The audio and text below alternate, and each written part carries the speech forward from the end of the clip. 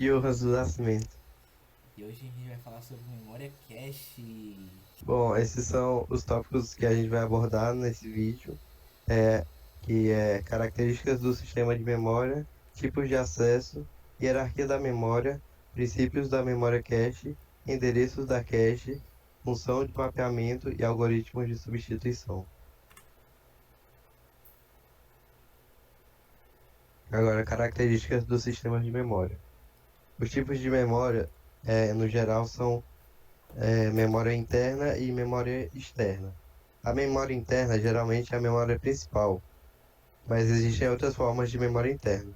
O processador precisa de uma memória local própria, que é o registrador. A memória cache é um tipo de memória interna também. As memórias externas consistem em dispositivos de armazenamento periférico. Podem ser discos e fitas. São acessíveis ao processador por meio de controladores de entrada e saída. Elas são não voláteis e também são chamadas de memória secundária. Daí, alguns conceitos. Palavra é a unidade natural de organização da memória. O seu tamanho costuma ser igual ao número de bits usados para representar um inteiro e ao tamanho da instrução. No MIPS, por exemplo, são 32 bits ou bytes. Bits. Bits. E, ou seja, isso aí se tornaria 4 bytes. Isso. É, pode falar de unidades endereçáveis? Unidades endereçáveis são, na maioria dos sistemas, são a mesma coisa que a palavra, mas em outros sistemas a lógica permite que essas unidades recebam endereços diretamente por bit, em vez de receber apenas a palavra. É, E a unidade de transferência, que para a memória principal é o número de bits lidos ou escritos na memória de uma vez só. Para a memória externa, os dados são transferidos em blocos, que são unidades muito maiores do que palavras. Aí tem os métodos de acesso, né, que a gente vai falar com mais detalhes nos próximos slides, mas é o sequencial, direto, aleatório e associativo. Tipos de acesso. O acesso sequencial é o acesso feito em uma sequência linear específica, como por exemplo um array. Uma informação de endereçamento armazenada é usada para separar registros e auxiliar no processo de recuperação. É, cadê? O acesso é feito em uma sequência linear específica e um mecanismo de leitura ou escrita é movido até o local desejado, ignorando os registros intermediários. O tempo de acesso é bem variável. Temos o acesso direto. Os blocos ou registradores individuais têm um endereço exclusivo, baseado no local físico. Envolve o mesmo mecanismo do acesso sequencial, porém os blocos ou registros individuais têm um endereço exclusivo, essa é a diferença.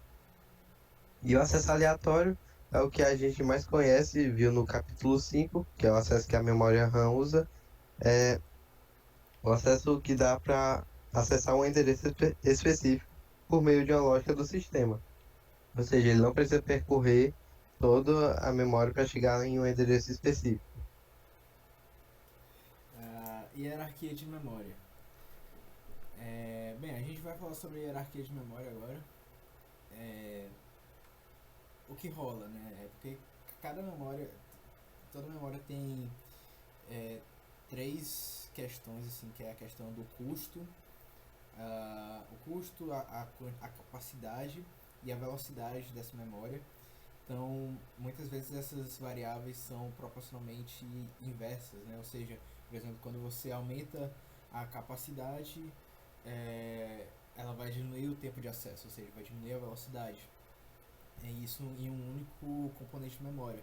Então, o projetista, ele, muitas vezes, eles vão preferir utilizar vários componentes de memória para obter diferentes tipos de para conseguir manipular essas variáveis, né?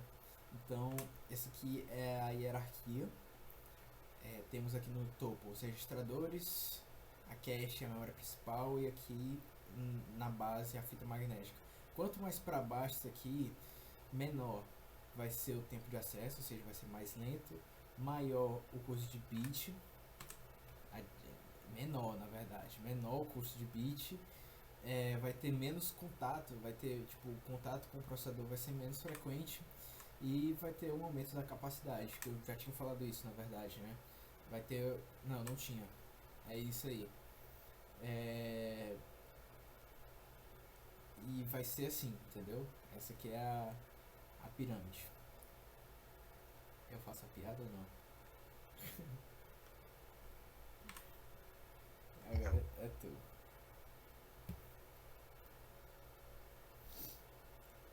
Tá.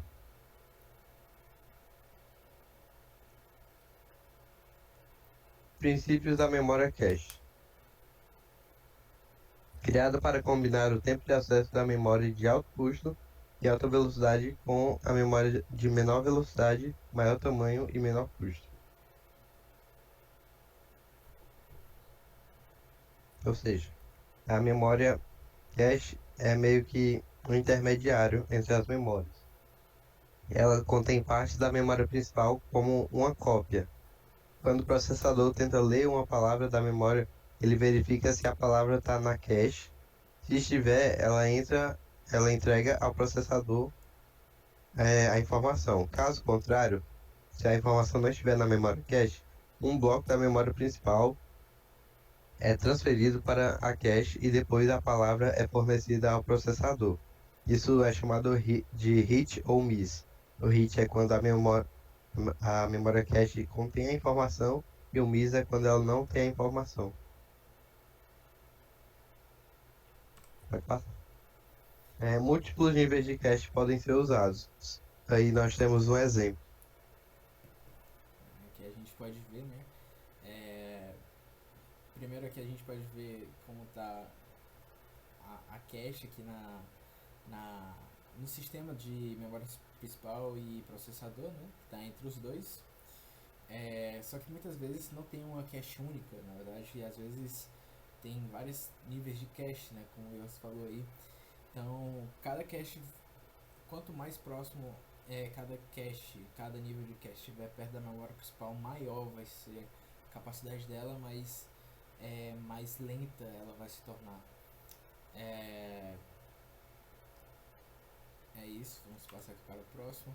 Aqui é mais ou menos o caminho que o dado vai passar para chegar no fim do programa, né, do processamento, que aqui dependendo se a CPU encontrar a palavra que ela quer ler na cache, ela vai ler, ok, vai para o fim.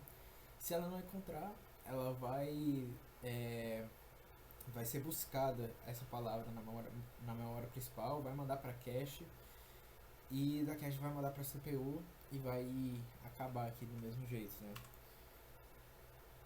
Aqui é a imagem que tem mostrando um pouco mais detalhado, né, o barramento do sistema, o processador, o cache, como eles vão se relacionar, aqui vai ter os níveis de controle, as transferências de dados, de endereço, junto com os buffers de cada um, né, o buffer de endereço, o buffer de dados, e é isso aí.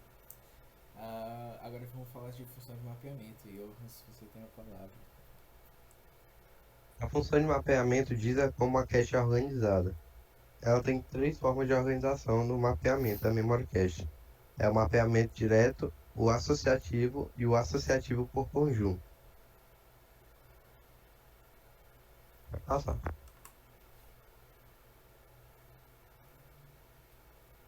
No mapeamento direto, esse é o mapeamento mais simples. Ele mapeia cada bloco da memória principal a apenas uma linha de cache possível.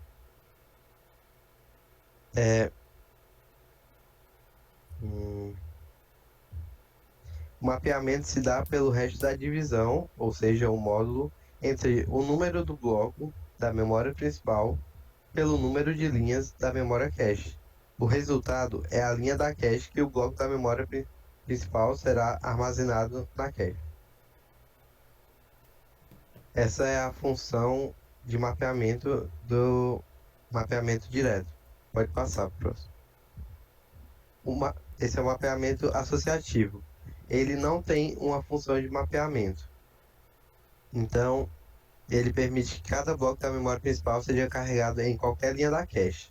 Ele vai ocupar as linhas de cache e a partir do momento que todas as linhas estão ocupadas, ele vai usar um algoritmo de substituição de linha de cache para escolher qual linhas da cache será apagada para colocar o novo dado da memória principal, o novo bloco.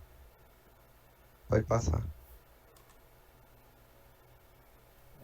O mapeamento associativo por conjuntos vai seguir basicamente o mesmo esquema do mapeamento direto, só que em vez de a gente pegar apenas as linhas, é, as linhas da cache, né, a gente vai formar conjuntos com essas linhas. Por exemplo, se tem, sei lá, 4 linhas de caches e a gente vai pegar conjuntos de 2. Então acaba que a gente vai ter dois conjuntos, conjunto 0 e conjunto 1.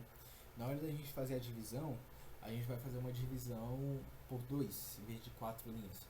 Fazer uma divisão de 4 conjuntos, não, de 2 conjuntos em vez de 4 linhas. Então, sei lá, se a gente pegar o bloco 2 e dividir por 2 conjuntos, o resto vai ser 0, então vai para o bloco 0. Se o resto der 1, por exemplo, se for no bloco 3, aí o resto dá 1, aí a gente faz aí vai pro bloco 1, né? O conjunto 1 na cache. Agora, algoritmo de substituição. Bom, nós temos alguns algoritmos de substituição. Eu vou falar dos dois primeiros. O FIFO é o First In, First Out, ou seja, nós vamos preencher a memória cache e quando tiver tudo cheio, para escolher um lugar para substituir, ele vai escolher o primeiro que entrou na memória, ou seja, o dado mais antigo da memória cache. Aí ele vai ser o primeiro a sair. Quando esse sair, o segundo que entrou vai se tornar o novo dado mais velho, né? E aí, e assim por diante. Tem o LFU, que é o Least Frequently Used, que é o dado com a frequência menos usada, ou seja, entre todos aí é o que foi menos usado. Então ele tem um número que vai dizer quantas vezes foi usado e quando precisar ser substituído, dependendo do número dele, se ele for o menor número entre os outros todos, ele vai ser escolhido para ser substituído. Isso. Aí também tem o Least Recently Used, que é o LRU, que ele pega o menos recente que foi usado, ou seja, o que está mais tempo parado, digamos assim, né? Por exemplo, se tiver nessa sequência aqui, coincidentemente tiver nessa sequência aqui, onde o 0 é o mais usado e o 3 é o menos usado, o, o que foi recentemente usado, né? Então, esse algoritmo LRU vai pegar o 3 para gravar essa informação e o 3, digamos assim, vai para aqui, para nova, tipo, vai ser o que foi mais recente usado. E o 2 vai se tornar o menos recente usado, né? Então, na próxima vez que o algoritmo funcionasse, o 2 que ia ser escolhido, depois ia ser o mais recentemente usado, aí depois se tornaria um, enfim, assim por diante. E a substituição aleatória, não tem o que falar, é só aleatório mesmo. Tipo, ele vai escolher qualquer linha aqui de cache e gravar essa informação. Fim.